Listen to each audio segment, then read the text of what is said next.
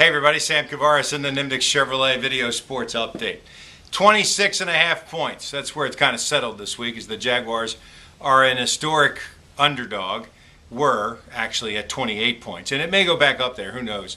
The 26.5 going down means that just a lot of people put money on the Jaguars in the places where you can legally do that, which forced the line down a little bit. I think a lot of money is going to come in late on the Broncos and try to get it under 28, and that's certainly a doable situation. Look at the number of points the Broncos are averaging and look at the total number of points that the Jaguars have scored. Obviously, everybody knows the stat that the Broncos have scored 51 points last week, and that's the total that the Jaguars have scored this season. I got to tell you, I was pretty impressed with the locker room this week, and going in there wasn't a lot of long faces and not a lot of guys mumbling.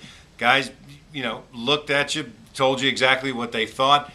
Clearly, Gus Bradley has talked about Murphy, as in Murphy's Law, and that he is currently present, because if it can go wrong, it is going wrong for the Jaguars with the variety of different injuries and things that have happened to them, obviously with Jokel out for the year. The good news is that Blackman is back and certainly changes the dynamic on offense, and I think that that's an important thing.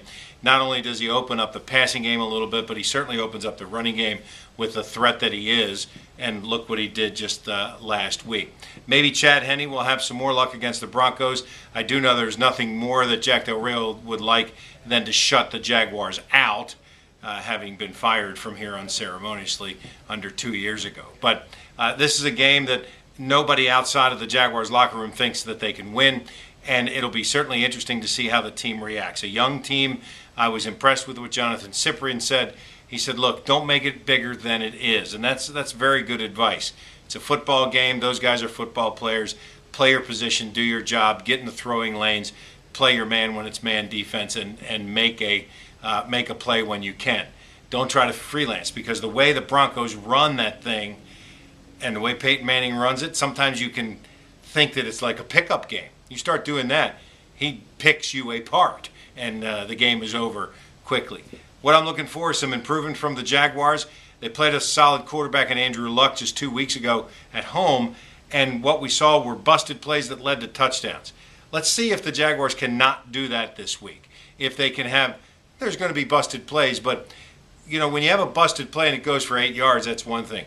You have a busted play and it goes for 80 yards and a touchdown, it changes the whole kind of way the game is played and the way the game is skewed. So that's what you're looking for this week from a Jaguar standpoint, and you're looking to see if Henne can continue to kind of take that whatever the defense gives you mentality and move forward. It's not like the Broncos are world beaters on defense. Dallas put up 48 against them last week, and while Tony Romo is probably better than any quarterback on the Jaguar roster, he's certainly not a world beater. So we'll see how it all develops, obviously, this coming Sunday. This is a great weekend. Obviously, the PGA Tour kicks off its 2013-14 season with a tournament in California. They'll be in Vegas next week. There's baseball playoffs this weekend. Lots of college football this weekend as well. Should be an awful lot of fun. Just one of those fun weekends. The NHL is going on. NBA has their preseason. This is why you're a sports fan, right? I'm Sam Kouvaris, and that's the Nimnicht Chevrolet Sports Update.